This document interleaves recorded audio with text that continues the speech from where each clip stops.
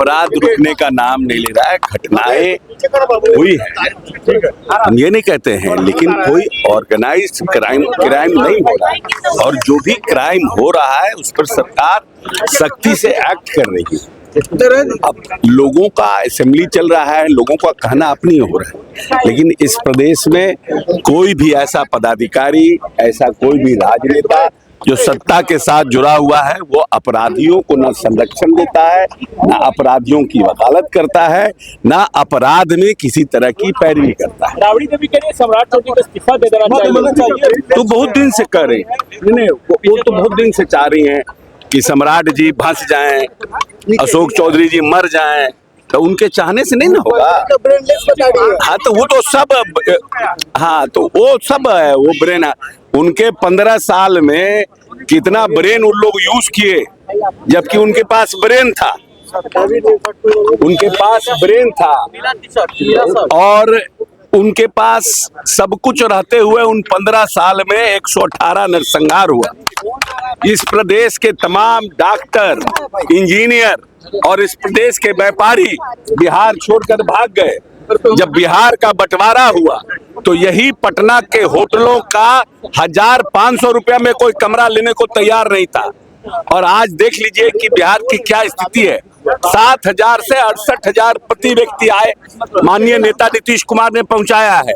और जो बात राबड़ी देवी जी कर रही है उसका स्पष्ट रूप से गृह मंत्री जी ने जवाब दिया है। लेकिन बिहार पुलिस का प्रेस कॉन्फ्रेंस नहीं हो रहा है। पहले प्रेस कॉन्फ्रेंस होता था कि जो घटनाएं घटी है उस पर पूरी जानकारी दी जाती थी, लेकिन अब बिहार पुलिस प्रेस कॉन्फ्रेंस नहीं कर रही है।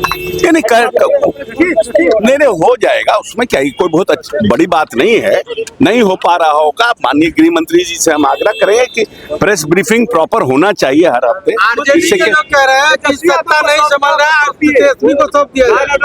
अगर हम अगर जनता का वोट और जनता को देना ही नहीं है, उससे कोई मतलब ही नहीं है, तो कू करा के ले सत्ता। कौन मना कर रहा है उनको? अगर ऐसा लगता है कि भाई आप दे दीजिए, तो हम लोग देने वाले थोड़ी हैं। पब्लिक एक्सेप्ट हमको कर रहा है ना, पब्लिक हमारे ऊपर भरोसा कर रहा है, वो इम्पोर्टेंट है ना। राबड़ी देवी मेरे ऊपर भरोसा और हमारे नीतीश जी पर भरोसा करें न करें, उससे हमको क्या फर्क पड़ता है?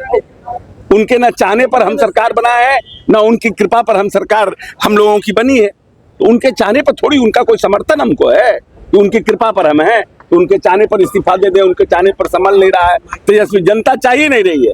अरे जनता को भी चाहिए ना भाई, जनता से आग्रह कीजिए कि 5 साल के बाद तेजस्वी जी को बनाइए।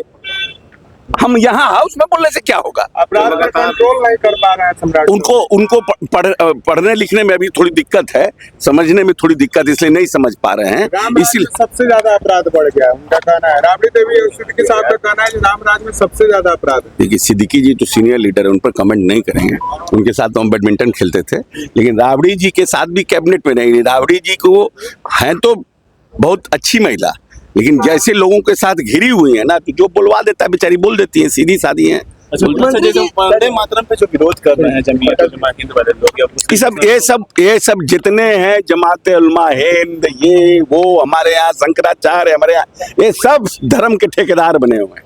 मानवता के ये लोग ठेकेदार नहीं है। नीचे करो, मानवता के ठेकेदार ये लोग नहीं है।